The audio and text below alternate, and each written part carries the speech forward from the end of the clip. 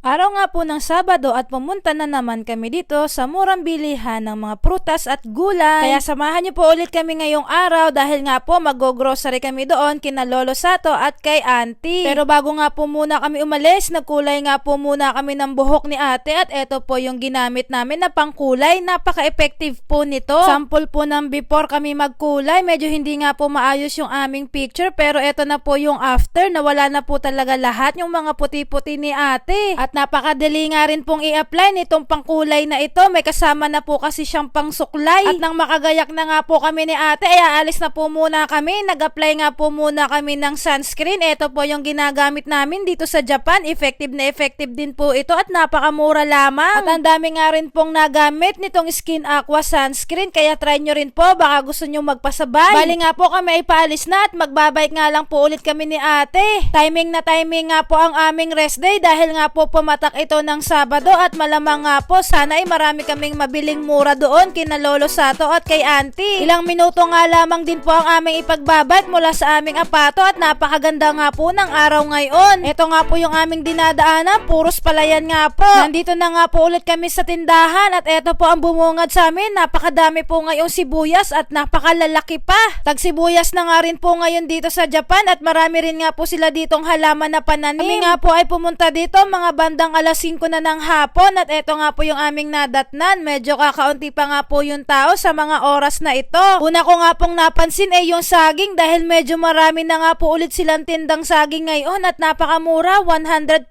yen nga lamang po ay ang dami po at ang lalaki. Kumuha nga kami ni ate ng isang supot at napakamura lamang. Isasama nga po namin ito kapag kami ay mag-share. At ayan naman mga kaibigang oso, yung ilan pang mga prutas na available dito. Mamili na lamang kayo kung sakasakaling kayo ay pupunta rito. Sa mga magtatanong naman po kung saan nga po itong bilihan na ito ay dito lamang po ito sa Caminote. Mura na nga rin po nung melon pati nga po yung saging dito sa may loob. Napakamura, 480 po yung isang buong piling ay ang lalaki po, tingnan nyo naman. Tapos napakamura din po ng sibuyas, isang supot ay 100 yen lamang. Mas mura pa nga rin yung sibuyas nila Auntie dito kaysa nga po doon sa mga bendo machine na binibilhan namin. Nakita nga rin po ni ate na mayroon pa nga pong available na strawberry dito. 480 yen nga po ito. Medyo maliit pa nga lamang po ito. おまけ500円にバッチリいいやつだけど4個が500円ね。4つ。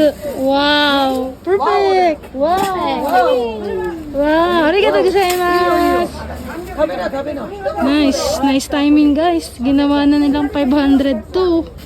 立花さん At narinig nyo nga po mga kaibigang oso, yung 900 yen na strawberry, ginawa nga po ni Auntie na 500 yen na nga lamang. Sabi nga po sa amin ni Auntie, dahil nga daw po sila ay nakayasumi kinabukasan or sarado sila ng linggo, ay nagsesale nga po talaga sila at masisira lamang yung mga pagkain or mga prutas. Kaya sobrang ganda talaga guys. Sobrang sayang mamili dito kina Auntie.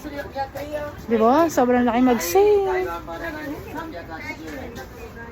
At dahil nga po 500 yen na lamang itong 4 na pack ng strawberry, kumuha na nga po kami ng 2 box. Tinanong kasi po namin yung aming ibang kaibigang oso kung gusto nilang magpabili habang nandito pa kami. Kaya yun, nagpabili nga po sila ng 1 box pa. Tapos nagpabili na rin nga po sila sa amin ng kamatis. Kaya eto, kukuha na nga po muna kami ng kamatis. Kukuha na nga rin po kami ng 1 cabbage para nga po meron kaming gulay.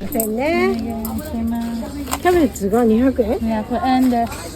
100円、150円で、250円で、200円、150円で、1000円。はい。1000円。両方で1000円ね。はいはい。はい。1800円。はい。 1800円。はい。 At nakapagbayad na nga po kami ni ate. Bali nga po 1,800 yen lahat yung aming pinamili ngayong araw. Tinawag pa nga po kami dito ni Auntie at kumain nga daw po kami ng prutas. ありがとうございます。はいありがとうございますどうも Yes. Fruits. Fruits Fruits. Ang kulit nga po ni Auntie, nagtatry na nga po siya magsalita ng English ngayon. Kami nga po muna ay kumain dito ni ate bago po kami magbike pa uwi. Katamis nga po ng binigay ni ate sa amin na prutas, kaya nga po kami enjoy na enjoy dito ni ate. Hanggang dito na lang po muna. Paalam!